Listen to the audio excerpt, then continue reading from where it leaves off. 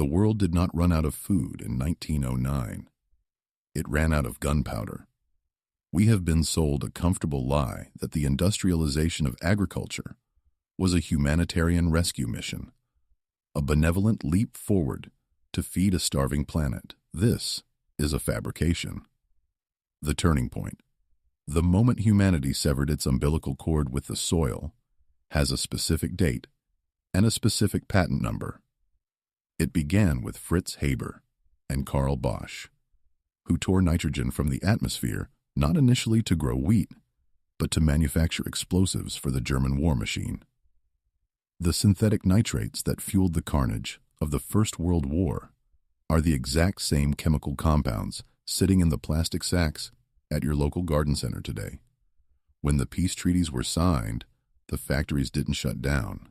They simply rebranded. The Great Amnesia began the moment we traded the biological complexity of 4,000 years for the convenient, explosive simplicity of NPK. Before this chemical coup, agriculture was not a game of inputs and outputs. It was a mastery of physics. Farmers were not just growers. They were engineers of decay and conductors of atmospheric electricity. They understood that soil is not an inert sponge to be injected with saline solutions, but a living battery that requires charging.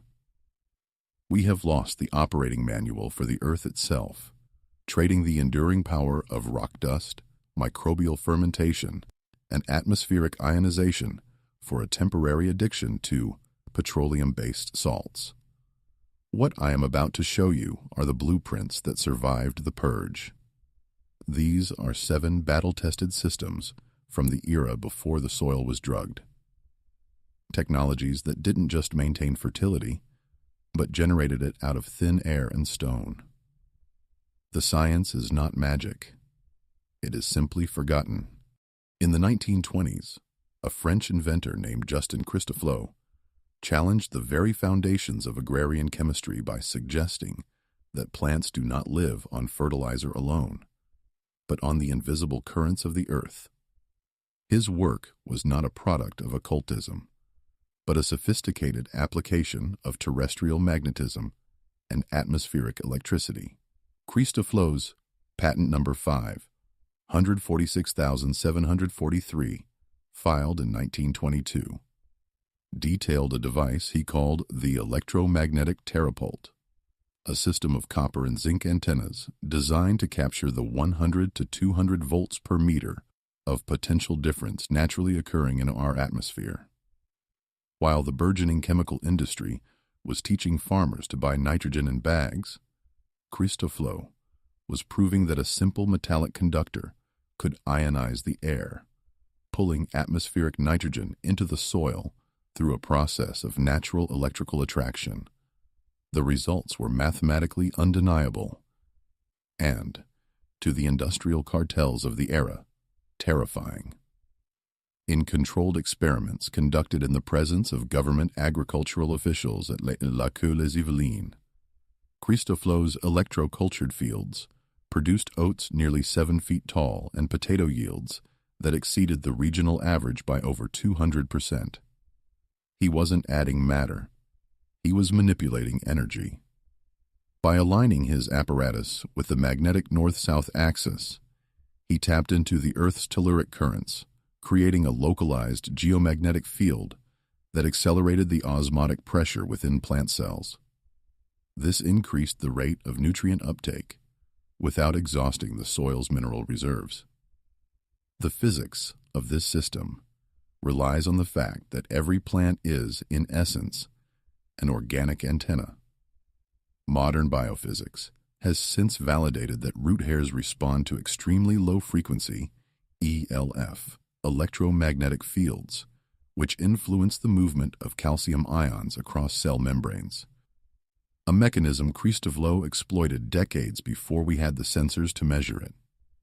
Yet, by 1945, his patents were buried, and the narrative shifted exclusively to the chemical solution. The reason for this disappearance is a matter of simple economic survival for the industrial complex. You cannot sell a subscription to the Earth's magnetic field. A farmer with a copper wire and a zinc plate is a farmer who has achieved energy independence from the global supply chain. And in the eyes of the mid-century corporate state, that was the most dangerous invention of all. While the chemical cartels were busy synthesizing nitrogen from fossil fuels, a British agronomist named Sir Albert Howard was in India, perfecting a biological weapon against soil depletion that would eventually be known as the indoor process. By 1931, Howard had codified a system of humus manufacture that did not merely supplement the soil, but fundamentally re-engineered its digestive tract.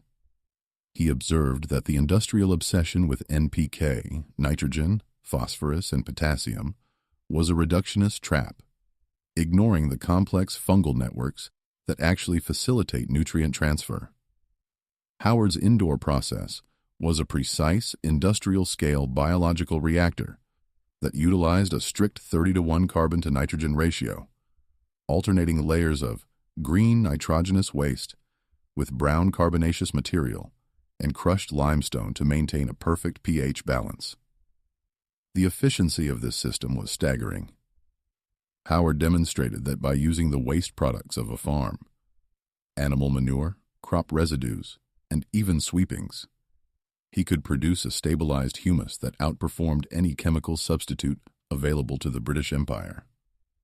The secret lay in the fungal dominance he cultivated, specifically the mycorrhizal fungi that act as an external circulatory system for plants.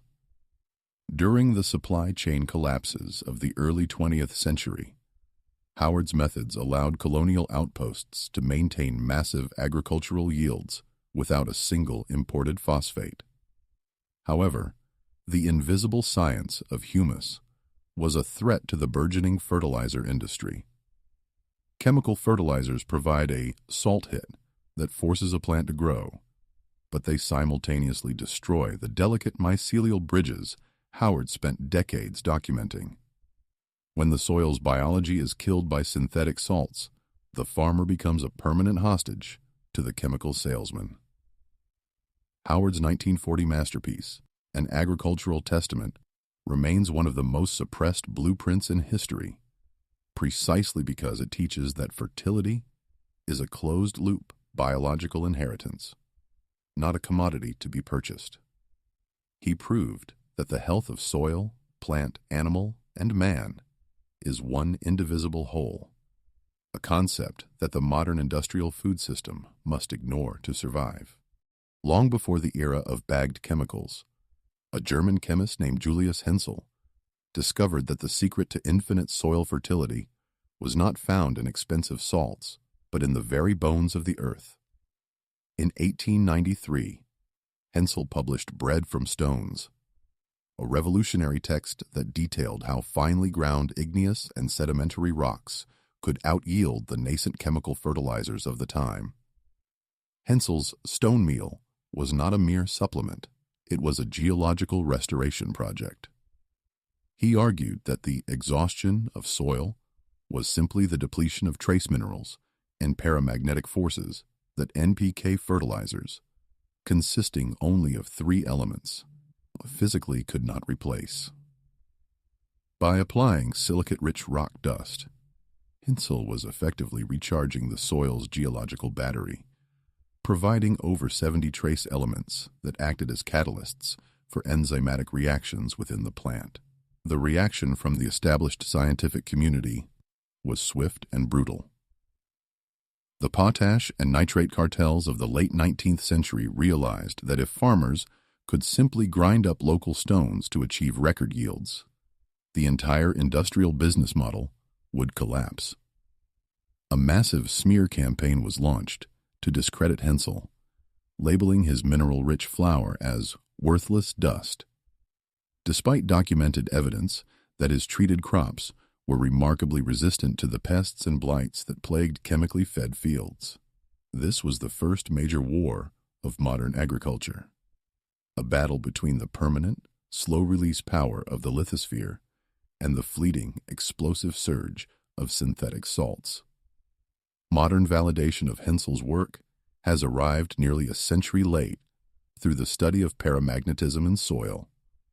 Researchers like Dr. Philip Callahan have shown that highly paramagnetic rock dust, such as basalt, acts as a low-level energy collector, amplifying the flow of atmospheric ions into the root zone.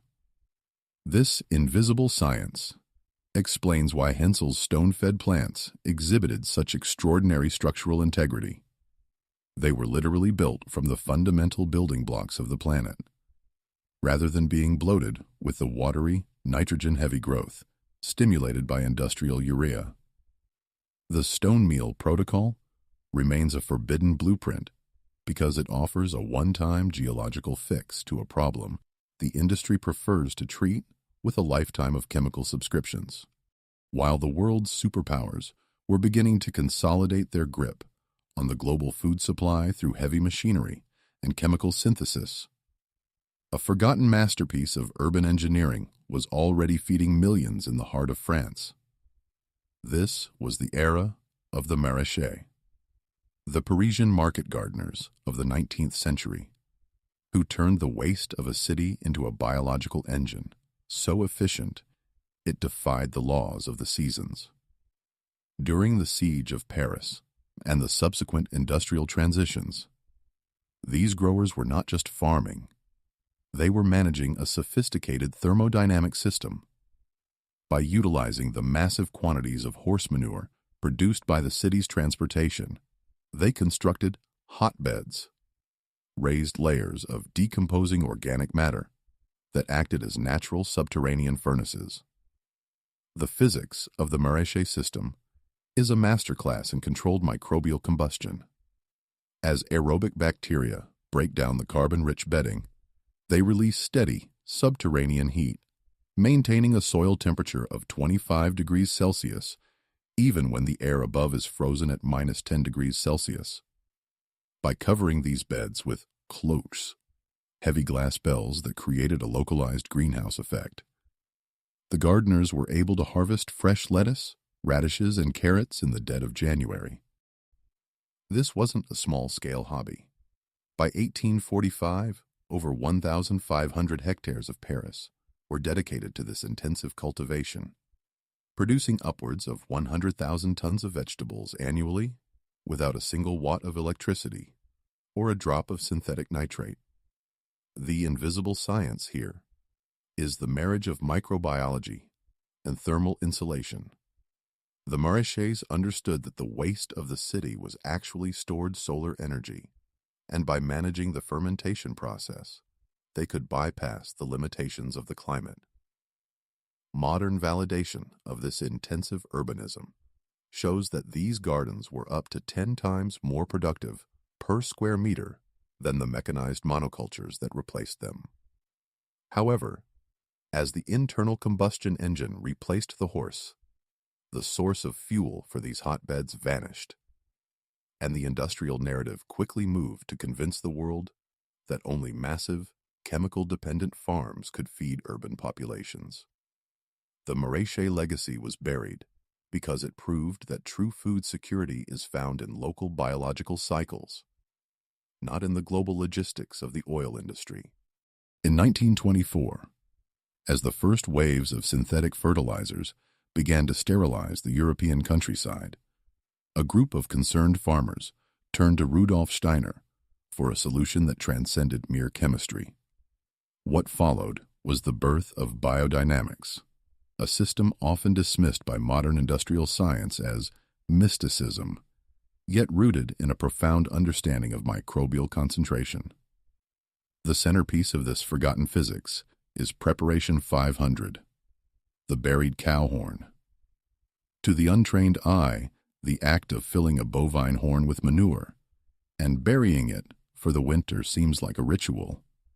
To a microbiologist, it is the construction of a high-pressure biological incubator. The cow horn, composed of concentrated keratin, acts as a directional antenna for the Earth's winter vitality, while its shape creates a vortex that focuses microbial activity. When unearthed in the spring, the ordinary manure has been transformed into a potent, soil probiotic, a dark, odorless humus teeming with billions of aerobic bacteria and fungi. This wasn't ma thuat. It was a method of culturing indigenous microorganisms in a pre-Petri dish era. Steiner's 1924 agricultural course provided the blueprint for reviving dead earth by reintroducing the complex microbial life that synthetic nitrates systematically execute. The invisible science here is the power of dilution and the vortex effect. By stirring a small amount of this concentrated inoculum into water using a specific rhythmic motion, creating a deep vortex and then reversing it, farmers were oxygenating the solution and charging the water with biological information. Modern soil science now recognizes that such compost teas can suppress pathogens and stimulate root growth through the release of natural plant hormones like auxins and gibberellins. While the industrial complex mocks the cowhorn, they cannot ignore the results. Biodynamic vineyards consistently show higher soil carbon sequestration and deeper root systems than their chemical neighbors. This method remains a threat because it proves that the most powerful technology on a farm isn't a tractor, but a handful of living soil treated with the respect of a biological conductor. In the heat of 1943, while the American industrial machine was pivoting from tank production to tractor manufacturing, a self-taught agronomist named Edward Faulkner committed an act of scientific heresy. He published Plowman's Folly, a book that dared to suggest the single most destructive invention in human history was not the machine gun, but the mold-board plow. Faulkner's armor system was born from the wreckage of the Dust Bowl, where he observed that the more a farmer worked the soil with steel, the more the soil died. He argued that by flipping the earth upside down, we were performing a biological lobotomy, burying the oxygen-loving aerobic bacteria, where they would suffocate, and dragging the anaerobic microbes to the surface where they would burn in the sun. Faulkner's invisible science was the preservation of the soil's capillary action. He demonstrated that when soil is left unplowed and covered with a thick armor of organic residue, it functions like a giant green sponge. The physics of surface tension allows water to rise from the water table to the roots, whereas a plowed field creates a discontinuity layer that severs this connection, leaving crops entirely dependent on the next rain or an expensive irrigation pipe. Faulkner's results during the war years were staggering. He grew prize-winning tomatoes in worthless hardpan clay simply by dissing organic matter into the top 2 inches rather than burying it deep. This was the ancestor of modern no-till, yet it was treated as a threat to the emerging petrochemical order. The reason is simple. A plowed, naked field is a vulnerable field that requires a constant influx of synthetic medicines to survive the elements. Faulkner proved that by mimicking the forest floor, where no one plows and everything grows, the farmer could eliminate the need for heavy machinery and the massive fuel expenditures that define the industrial era. He advocated for a biological armor that protected the earth from the kinetic energy of raindrops, which, on bare soil, hit with the force of microscopic bombs, sealing the pores and causing erosion. His message was clear. The more we try to conquer the soil with steel, the more we ensure our own eventual starvation. In the ashes of the Korean War, a time when the peninsula was stripped of its resources, and the soil was choked by the chemical runoff of scorched earth tactics, a young man named Cho Han-kyu looked not to the west for solutions, but to the ancient wisdom of the forest floor. This was the genesis of Korean natural farming, a system born of necessity that has since become the ultimate invisible science of the modern era. Cho's breakthrough was the realization that the most powerful digestive juices on the planet are not found in a laboratory, but in the white, fuzzy mycelium of indigenous microorganisms thriving under the leaf mold of undisturbed mountains. While the industrial world was shipping synthetic urea across oceans, Cho was teaching farmers how to harvest local life, using nothing more than a wooden box of steamed rice. The physics of KNF is a masterclass in enzymatic fermentation. By capturing these IMOs and stabilizing them with brown sugar, Cho created a shelf-stable biological dynamite that could turn any organic waste, fish guts, eggshells, or fruit peels, into high-grade, bioavailable fertilizer. The liquid gold of this system, known as fish amino acids, provides a direct injection of nitrogen that doesn't leach into groundwater like synthetic salts, because it is bound in complex protein chains that only the soil's biology can unlock. This created a gap between the expensive, fragile dependency of the Green Revolution and the rugged, free-of-cost sovereignty of the natural law. Modern validation has confirmed that these fermented inputs contain specialized lactic acid bacteria and yeasts that physically restructure the soil, breaking down locked minerals that chemicals cannot touch. Yet, KNF remains a forbidden blueprint in mainstream agricultural universities because its core principle, that a farmer can create everything they need from their own land for the price of a bag of sugar, is an existential threat to the $200 billion global fertilizer industry. Cho Han-kyu proved that abundance is not something you buy, it is something you ferment.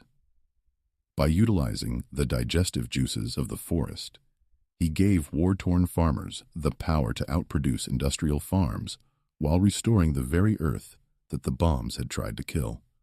The blueprint for a post-industrial landscape is not found in the sterile laboratories of the chemical cartels, but in the synthesis of these 7 forbidden physics. You have seen the evidence. From the atmospheric nitrogen captured by Christoflo's electromagnetic antennas to the thermal engines of the Parisian Maraîcher, and the microbial fermentation of Cho Han-kyu. These systems are not merely historical curiosities. They are the functional mechanics of a planet that thrived for millennia before we were sold the dependency of the NPK bottle. To implement this today, you must stop viewing your soil as a passive container and start treating it as a biological battery. You begin by grounding the earth with paramagnetic rock dust to restore the geological foundation, then shielding it with Faulkner's armor of organic residue to preserve capillary action, and finally inoculating the system with the concentrated life of the indoor process, or the Cowhorn vortex. This brings us to the final moral provocation: the choice between the convenient slavery of the industrial supply chain or the demanding freedom of the natural law. The chemical system is designed for obsolescence. It requires your constant financial participation to survive an environment it has systematically weakened. The invisible science offered here requires no subscription, no patent fees, and no planetary destruction.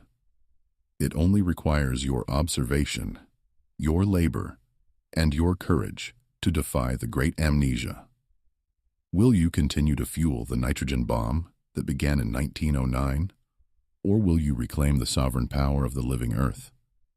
The tools for your independence have never truly left you. They were simply waiting for you to remember how to use them.